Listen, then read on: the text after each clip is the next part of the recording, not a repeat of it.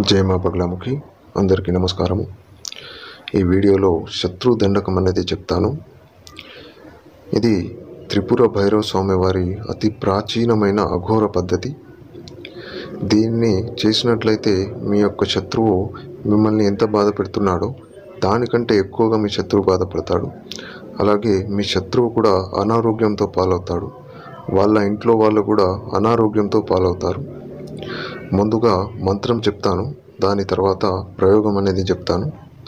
మంత్రము: ఓం హ్రీం శ్రీం కలిక్ త్రిపుర భైరవ్ త్రిపుర వీర్ మం శత్రు అముకం పీడా కురు కురు స్వాహ. ఓం హ్రీం శ్రీం కలిక్ త్రిపుర భైరవ్ త్రిపుర వీర్ మం శత్రు అముకం పీడా కురు కురు స్వాహ. ప్రయోగం ఎలాగా అంటే, అమావాస్య రోజున మీ శత్రువు కాలు కింద ఉన్న మట్టిని తీసుకోండి. దానితో ఒక బొమ్మను తయారు చేయండి. బొమ్మ తయారు చేసిన తర్వాత దక్షిణ దిశ వైపు ముఖం చేసి కూర్చోండి. మీ ముందు ఆ బొమ్మను పెట్టుకోండి. తర్వాత దీపం ధూపం పెట్టండి. అలాగే నైవేద్యం కూడా పెట్టండి.